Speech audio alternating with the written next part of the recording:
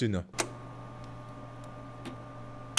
За саяхан би айгүй сонирхолтой концепт санаатай, ерөнхий санаатай тийм Тайван аимшигын чимшиг, инээдмийн чимшиг тийм айгүй сонин кино олж үзлээ л дээ. Киноны мань ертөнцид болохоор хүн үгснийхээ дараа сүнс болж хувирчхаад бүр юучгүй алга бололгүйгээр дэлхий дээр үлдэхийн тулд айлгагч сүнс гэж мэргэжлийн лиценз авангуудаа хүн хэр сайн айлгаж хэр алдартай сүнс болж чадж байна вэ гэдгээрээ нэгэнтэйгээ өрсөлдөөд карьер хөөдөг заяа. Тэгснээ бүр оны шилдэг сүнс энтергээд аваар чов мов болоо том цом мом гардуулдаг байвал яах вэ? Тэгээ Тайван улс ч өөрөө нэлээд шашинлаг улс юм байлээ штэ. Таалал төгсөөд нас барсан хүмүүсийнхээ одоо оршуулган дээр нь те булшин дээр нь янз бүрийн эд хөрөнгө эсвэл за одоо мөнгөний зурагтай цаас мас шатааж матаагаад одоо дараачийн амьдралдаа хэрэглээрээ энтер гэж өгж мөгдөг те. Тэгснээ бас янз бүрийн юм муу ёрын сүнс мүс байгаад ах юм бол тэр сүнсэндээ зориулаад бас ингээ мөнгө зэн ингээ шатааж өгөөд ингээ тайвшруулдаг те. Тэгээ ер нь энэ кино бол бүр яг л тэрэн дээр нь дөрвөл чигдсэн кино байгаа байхгүй юу? Аимшигтай сүнснүүд олноороо байж олон хүн айлгаснаар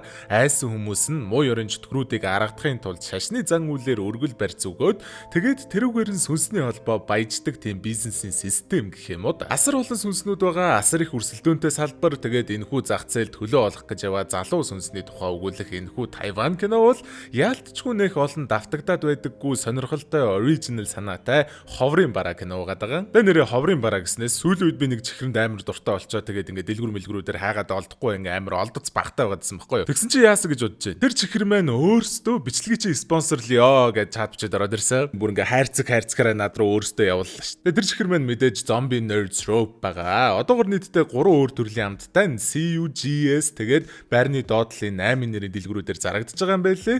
Дэлгүүрүүдэд хамгийн гол нь айгүй цөөхөн ширхгээр ирээд айгүй хурдан дуусчт юм бил. Гадуураа ийм час хийсэн амттай үрлэн чихэрнүүдтэй дотроо болохоор эрзэн чихэр байхгүй юу? За тэгээ шууд ASMR хий та.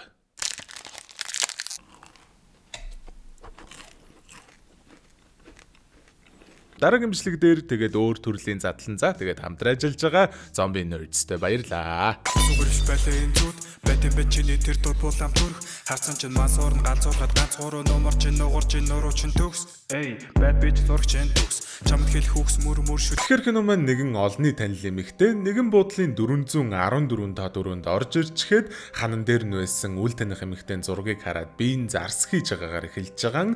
Хамгийн эвгүй 0 орчхоод гараад ирсэн чинь яг орныхын дээд талд өнөөх эмэгтэй зурагнууд бүр олноороо гараад ирсэн байдаг.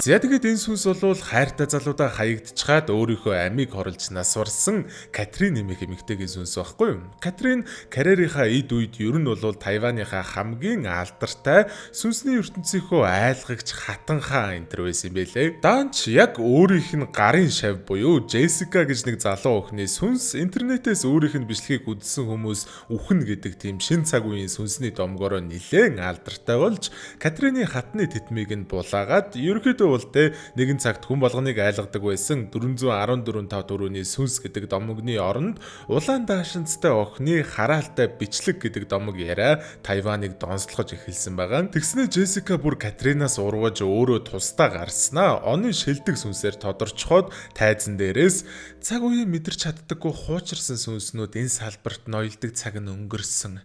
Шинэ хатан хааныгаа хүлээж авцгаа сүнснүүдэ гэж Катрин руу үг шидэж мэдээлтэй. Ямар ч Катрин Джессика хоёр бол асар амжилттай домогт сүнснүүд байгаа штэ тий. Харин киноны маань гол дүр болох Чо гэж үхээд нэх удаагүй байгаа сүнс болохоор айлгагч сүнсч болж амжаагүй байгаа зүгээр л нэг гимгүү орсчээдэг төрлийн сүнс байхгүй юу.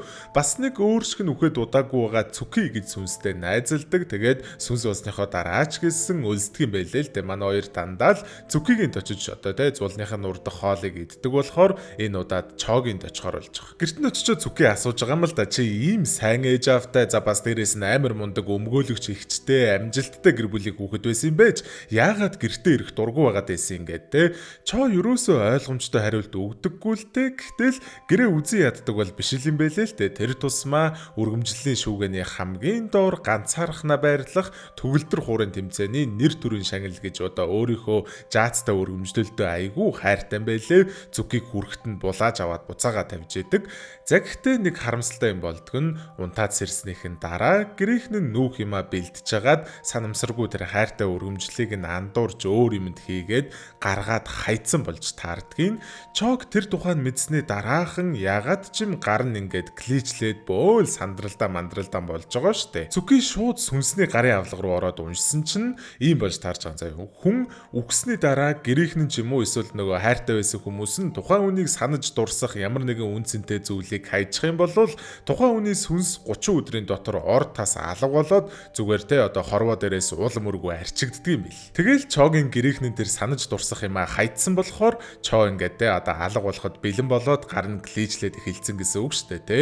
Яг яаж алга болохгүй үргэлжлүүлж сүнс хിവэрэ байх вэ гэхээр сүнсний холбоонд өөрийнхөө аимшиг сүнс болж чадах потенциалаа харуулад тэрнийхээ дараа мөнгө төлж тэр айлгагч сүнсний лицензээ аваад тэгээд тэр лицензээ ашиглаж богино хугацаанд өөрийгөө энгийн хүмүүст харуулах замаар энгийн хүмүүсийг айлгаж сүнсний холбооноос цалин аваад үргэлжлүүлэл мөнгө төлж одоо лицензээ сунгуулаа левел хизээж алга болохгүй үрд амьдрах юм бэл. Тэгэхээр тэ энэ сүнсний ертөнцид уг нь болвол гэрийнхэн нь өөрийг нь санаж дурсаалгаа тохиолдолд бол амьдрал байх боломжтой. Тэгэхээр энэ айлгагч сүнс болж карьер хөөж байгаа сүнснүүд бол бүгдээрээ л чаваас хайртай хүмүүс нь өөрийнх нь тухай мартцсан айлгагч сүнсл болохгүй бол устдаж алга болох гээд байгаа төөрсөн сүнснүүд л гэсэн үг шүү дээ. Тэ ер нь бол жоохон гонигтай басдаг гэснээс. Ямар ч л байсан чоо маань үнэхээр л устдаж алга болохыг хүсэхгүй байсан болохоор Джессикагийн зарласан нэг тийм сонгон шалгаруулт маягийн юмд очиж байгаа байхгүй юу? Лаг айлгагч сүнс болохын тулд бас тэ одоо аимшигтай үхлээр үхэж мөссөн байвал давуу талтай байд юм байлээ л тэ. Одоо жишээ нь энэ залуу болохоор X нь мангар олон эсэгт хувааж биеийн тастаж алаад тэгээд шинжээчд одоо биеийн эсгүүдийг нийлүүлэхдээ баруун гарын эсхийг нь ерөөсөө олоогүй юм байлээ. Тэгэхээр тэ эмнэлэгч шөнийн цагаар коридор түнтэй таарах юм бол чи миний баруун гарыг харсан уу? Миний баруун гарыг харсан уу? Миний баруун гарыг өг гэж хэлээд хүн айлгах тактиктай сүнс болохоор одоо төлөвлөж байгаа гэсэн үг. Тийм айгу потенциалтай сүнс гэсэн үг шүү дээ. Ахаар манай чогийн хувьд бол хүн амьтанд хэрцгийгээр алуулаагүй зүгээр машины ёсолдноос варснаас гадна ямар ч тийм хүн айлгамаар эвгүй царай төрөх мөрхтэй биш болохоор Джессикад тоогдохгүй нь ойлгомжтой шүү дээ. Гэсэн ч тэр сонгон шалгаруулт дээр нь байсан нэг Макото гэж залуу манай хоёр дээр ирээд татгалзахын аргагүй санал тавья гэж хэлдэг. Макото болохоор ерөнхийдөө бол өнөөх алдарт Катриныг анх гаргаж ирж ирсэн PR менежер юм байлээ. Харин тэ даанч Катрин цагтаа цалгиж явсан ч гэсэндээ одоо бол тэр буудалд нь хаяал нэг хүн ирдэг. Ерөнхийдөө бол тэ одоо үе өнгөрөөцсөн. Тэгээд өнөөх лицензнийхээ мөнгийг ч арай ядан төлж байгаа тийм одоо уналтын үе дээр явж байгаа болж таардаг. Ингэж зүдэрж явж байгаа ч гэсэндээ Катрин бол үнэндээ л эгоон тулцсан зожиг эмэгтэй заяа. Тэрнээс гадна угаасаа нөгөө Джессика ар нуруунаас нь хутгаж хагаад одоо trust issuesтэй болгоцсон шүү дээ. Тэгээд Макото чог дагуулад хүрээд ирэхэд нь Катрин наад нэг сүлдэн амтнаа зайлуул гэж хэлдэг. Макото шууд манай буудалд баг хинж ирэхгүй байгаа шүү дээ. Шин төрх шин сүнс биднэрт хэрэгтэй. Энэ байдлаараа байвал чи лицензээ ч алдаж магадгүй. Тэглээч чи энэ царайг нь харал та. Араас чи хутгаж хаах царай биш байгаа өстэй. Нүдрүү нь харал та. Ямар ч амбицгүй, ямар ч зорьсон зориггүй тарих байдгийн үг юмэр гүлээсэн цайлгай амтан байгаа өстэй гэж хэлжээж нэг юм зөвшөөрүүлснээр чоо маань алдарт Катрины багийнхны удирдлагадор алдартай айлгагч сүнс болох замналаа эхлүүлж байгаамаа. Мэдээж сайн айлгагч сүнс болно гэдг нь өөрөө асар их хүчин чармайлт шаарддаг зүйл гэдг нь ойлгомжтой. Катрин гэхэд тэгж дээшээ харж дөрвөн өллөөд мөлөхийн тулд өдөрт амар олон цагаар бэлтгэл хийдэг юм байлээ. Чоо бол нуруугаа хуглуулсан ч тэрийг нь хийж чадахгүй байгаа байхгүй юу? Дараа чи нилээ тоногийн хугацаанд янз бүрийн нүүрний хувирал болон төрөл бүрийн хувцснуудыг туршиж үзлээ. Буудалд нэрсэн хүмүүстээр туршилтын маягаар айлгуулах гэж үзлээ. Үндэл болж үтж байгаа юм алга заяа. Нэг удаа бүр унтж байгаа эмэгтэй дээрээс дарж айлах гэж үзсэн чинь нөгөөх нь сингл эмэгтэй байж таарад даруулж байгаа нь таалагдсанаа чог жүкүнт гэж дайрж майраад галзуу. Лаг сүнс болохгүй саринж алга болох гээд байдаг. Хонглын үзүүрт гэрэл байтугай чүдэнцний ишж байхгүй байгаад байдаг. Катрин бүр нохотой харьцаж байгаа юм шиг муухай харьцаад байдаг. Цайлхан зангаа алдах өчнөө шалтгаан үүсчихсэн байгаа ч гэсэн чоо маань сайхан сэтгэлээ гэж явуулсангүй. Катринд муу санахын оронд эсэргээрээ бүр Катриныг хүн үзэхэ байлцсан YouTube бичлэгний доор Катрин одоо ч гэсэн үзэхэд аимшигтай хэвээрээ байна. Би лав 414 тоодын томгоос үгтлээ айдаг энтер гэж комент бичээд хөөхөн тэ бас хэрэндээ social engagement-ийг нь өсгөх гээд байгаа юм шиг байгаа. Ингэсэн байж байгааг нь Катрин нууцаар сонсцсон байлгүй яахав. Тэгээд киноны турш анх удаага жоохон инээмээр идчихэдэг. Сайхан сэтгэлтэй байхад бүхэл юм болдгийн жамаар маргааш нь Макотодны гой санаа орж ирээд Чоо маань нэлээд потенциалтай санаатай болж байгаа. Буудалд ирсэн хүмүүсийн карманд нэг гар утас сулгаагаар ийгээд дараа нь тэрлүүн Чоо залгаад крипи өнгөөр нэрийг нь дуудснаа 8 давхурт янз бүрийн юм хөдөлгөж айлгаж шатаар буулгангуудаа гарсныхан дараа дээвэр дээрээс үсэрж урд нь үхэх гэдэг ерөнхий зохиол те. Тэрнээс гадна Чоо маань ийм одоо шинэхэн гадаа төрхтэй болсон байлээ. Actually бас те айгу дажгүй ийм крипи харагдаж байгаа сте тий. За тэгээд яг тэр шөнөө яг төлөвлөгөөнийхөө дагуу буудалд нэрсэн 2 хосын карманд нь удсаа игээд залгаж нэрээр нь дуудаад 8 давхурт янз бүрийн юм хөдөлгөж айлгаад гарсныхан дараа үсрэх цаг нь болцоход байхад Чоо айгаад үсрэхгүй байгаад дээ.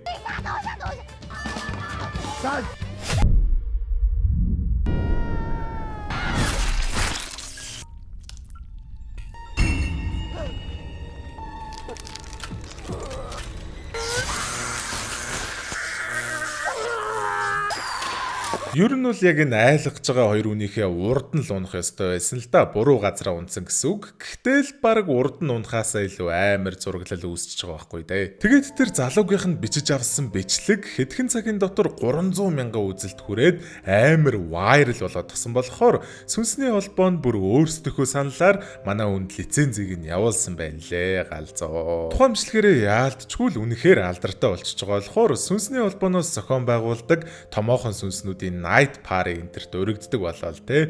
Нэгэн үдшилгийн дараа Катрин бастай хөөрхөн халамжчингуудаа бид нар бүгдээрээ л зүгээр л нэг айлаалагчд. Сүнсний холбоонд бидний хэр авьяастай байх ямар ч хамаа байхгүй. Авьяасгүй байсан ч гэсэн олон танигдчихсан байхад л тэдний хувьд энэ нь авьяас гэсэн үг. Гол нь л өөрийгөө харуулж явах ёстой гэж яддаг. За тэр чи яг хэд хоногийн дараа нэг том юм болдго нь амьд хүний ертөнцид дэх Тайваны номер 1 влог хийдэг ютубер залуу нэг сонин зүйл туршиж үзэх гэж байгаагаа зарладаг буюу Чогийн буудалд очиод лифтэнд нь сунгуудаа өнөөх Джессикагийн хараалтай бичлэгийг үзэж хоёр алдартай сүнсийг нэг доор дуудах гэдэг чаленж болж таардаг. Мэдээж тэр залуу нь маш олон үзэгчтэй ютубер болохоор энэ бол сүнсний холбооны хувьд маш том боломж гэсэн үг шүү дээ. Даанч нэг асуудал байгаа нь энэ үхрийг айлгахын тулд Чоо маань өнөөх мэдрэл Джессикатай хамтарч ажиллах шаардлагатай болчихж байгаа. Одоо багшийн номер 1 дайсан шүү дээ, тийм. Улмаар удалгүй Тайван тулгадны 100 сүнс гэж сүнсний ертөнцийн нэлээд том нэвтрүүлэгт Джессика Чоо хоёр хамтдаа урагдж орох бөгөөд Чоо бол цайлган шүү дээ. Нэх юм бодохгүй сууж исэн чинь Джессика харин Чоогийн өнөөхтэй нэг өөрийнх нь шалгаруултанд оролцож исэн үеийн бичлэгийг задруулангуудаа ийм хачин тоод центаны сүнс надтай хамт хүн айлгах хингинэ гэж юмгээ дог тохуу хийгээд хэлгүй яах вэ? Хамгийн сайхан сэтгэлтэй хүмүүс хамгийн эмзэг байдгийн гихчээр Чоод энэ нь маш хүн дээр тусах нь ойлгомжтой. Сүүлдээ бүр би энэ хүний үнэргүй хүүтэн цэвдэг салбарт чинь ажиллаж чадахгүй юм байна гэд лицензээ хаяад хаашаа ч юм яваад өгдөг. За тэгээд энэ л үед хэдүүлээ Чогийн бага насны тухай болон хэрхэн нас барсан тухай нь мэдэж авч байгаа. Чогийн ээж аав хоёр ер нь бол яг л одоо typical Аз эцэг их буюу бусдаас дандаа л илүү бай, тэмцээнд орж медаль ав, өөрийгөө онцгой байлгаж бусдад өөрийгөө харуул гэдэг хүмүүжлэр Чог өсгсөн юм байлээ л дээ. Данч Чоо маань ямар ч зүйлээр хичээлсэн бай, ерөөсөө амжилт гаргаж чаддаггүй, тэрэндээ ч маш ихээр гимшиж дарамт мэдэрдэг хүүхэд байсан байгаа. Тэгээд нөгөө эгчин лаг өмгөөлөгч гэж хэлсэн штэ. Эгчин угаасаа хүүхэд байхдаа ч гэсэн орсон бүхэл тэмцээнээсээ медаль энтер авдаг амар мундаг хүүхэд байсан юм байлээ. Энэ харагдаж байгаа цомнууд бүгдээрээ ихжих нь баггүй юу? Харин энэ доор нугаа өнөөх хичээл зүтгэлийн шагнал гэх төгөлдөр уурын шагнал л ганцаараа Чоогийнхоос гадна яг үнэндээ ээж аав хоёр нь одоо байранд ороогүй байхад нь Чоод чи байр эзэлсэн гэж худлаа хэлээд өөрсдөө энийг нь хэвлээд жаазлаад өгчихсэн шагнал юм байна лээ. Тэгээд л Чоо маань яг тэр шагналын шүүгэндээ дарагдаж нас урахаасаа өмнө ч тэр нас барсныхаа дараач тэр ээж аавынхаа бахархлыг хангалттай төрүүлж чадаагүй гэж өөрийгөө мэдэрч сайн охин байж чадаагүй хэмээн өөрийгөө зэмлэж гимшдэг болохоор сүнс болцоход гэрээрээ зочлохоосоо эмээгээд байдаг байсан болж таарч байгаа. Яг ингээд бодолтой автцсан сууж байхад нь өнөөх менежер Макото манай хүн дээр ирэнгүүтээ эргээд хүрээд ирэлдэ гэж ятгах гэж оролдоход нь Чоо та өөрөө амьд байхдаа лаг алдартай бүтэн цомогтой дуучин байсан гэж үздэй. Би харин онцгой биш азгүй амьтан байсан. Та миний доторхыг яаж ойлгох юм хэмээхэд Макото яг үннээ хэлж идэг.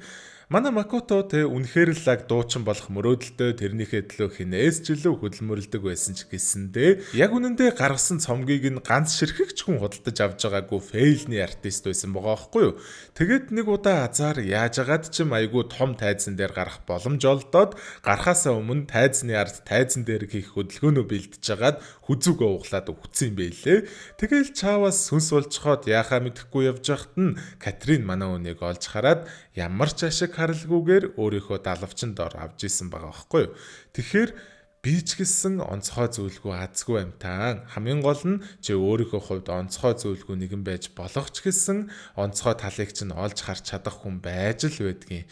Тийм л болохоор би чамайг багтаа нэгтгэхээр шийдсэн юм шүү дээ гэх ухааны имэйл айгүй хөөрхөн имэйлж байгаа. Даанч тэгээд чоо шууд тэр дороо шийдвэрээ гаргаж чаддгүй юм л та. Улмаар хэд хоногийн дараа нүнөх ютубер маань буудалд ирэх цаг болоход эгогоор алдартай Катрин игч маань эгоогоо сайхан талд хийгээд өөрийнхөө карьераас нэг зодог тайлангуудаа амьдралдаа анхудаа өөр сүнсний орлон тоглогч болдог буюу чогийн дүр товраад чогийн оронд ажлыг нь гүйцэтгэх гэхээр болж байгаа. За тэгэл Джессика Катрин хоёр бол хэдий хамтарч ажиллаж байгаа нэртэй ч гэсэндээ нэгэнтэйгээ өрсөлдөх нь ойлгомжтой штэ. Ютуберүүд ирсний дараа албаар нэгэндээ лайв болоод тэгснээ бүр нэг хэсэг дээр нь Катрин Джессикагийн яг оргил айлгалтын хэсэг дээр урдуур нь орж кредитийг нь булааж галгаалзоо. 前面4级大和解都是好的，现在2名女我的反攻机会抓得我很痛啊，已经漂亮以后不想看下去了，不过希望帮女粉互不相让都抢。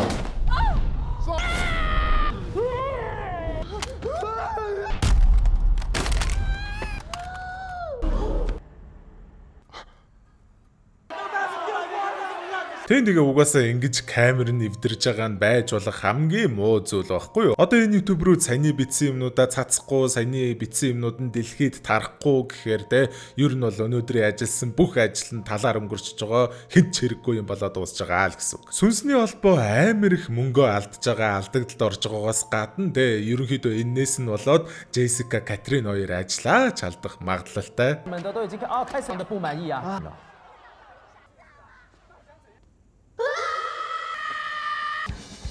Харин тий, чоо хүрээд ирсэн байл лээ.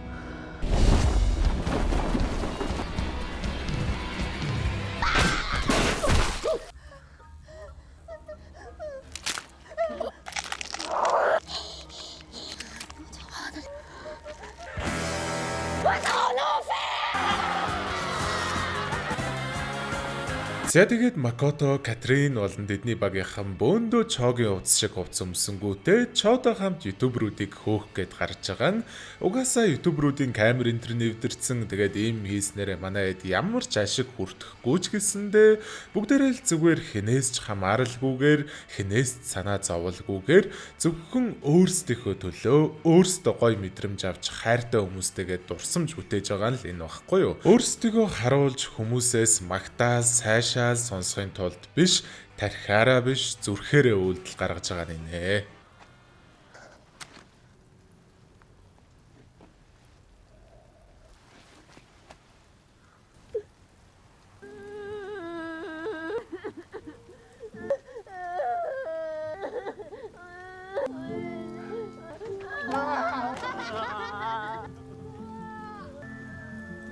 Энэ өдөр бол мэдээж чогийн маань амьдралдаа анхудаа амьд мэдрэмж авсан өдөр. Тэрнээс гадна яг тэр өдөр чогийн ээж аав хоёр бяцхан охин үлгээдэж авсан болж таардаг.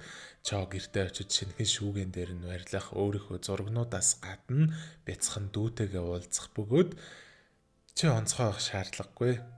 Онцгой биш байх нь тэмч муу зүйл биш гэж хэлснээр кино маань дуусч байгаа юм аа. За тэгээ кино маань энэ төрөд өндөрлж гин. Тэгээд ерөнхийдөө бол би зүгээр л яг нэг тийм те одоо сүнстэй тэгээд яг нэг юм comedy parody одоо аимшиг ингээд жанрыг ингээд parody-лж байгаа тийм comedy тэгээ аимшиг маягийн тийм кино байх юм болов уу гэсэн чинь яг үндсэндээ болохоор яг ингээ гүн үндсэндээ нилээн тийм гүнзгий утгатай дүр дээрээ суурилсан айгүй сайн бичигдсэн зохиолтой айгүй гоё юм баг драма гэд хэлсэн ч болохоор тийм кино байлаа. Тэгээд ерөнхийдөө одоо яг энэ сүнснүүдийн нэг юм юу байгаа даа штэ, салбар байгаа даа штэ. Энэ бол ер нь ямар ч салбар дээр ажиллаж байгаа хүнд ингээ мэдэгдэх зүйл гэж бодоод байгаа хгүй. Одоо чи би бол амар relate хийсэн те, ингээ YouTube хийдэг те.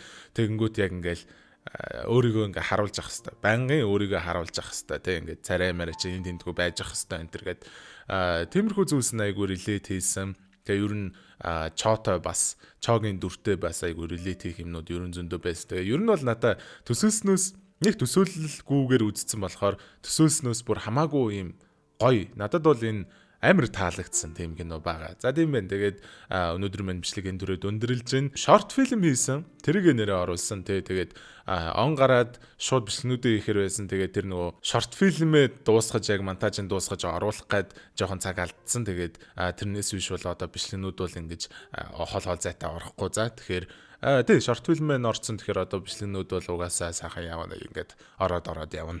За тийм байна да. Тэгээд тэрийг хэлчихэ те. Тэгээд өнөөдөр мань бичлэг сайхан энэ дөрөд өндөрлж гин. Хэдүүлээ дараачих бичлэгээр тунгуудахгүй уулзголохоор төвчээртэй сайхан хүлээж агаарай. Хайртай шүү. За. Сайхан гой зүг зүтэлэр.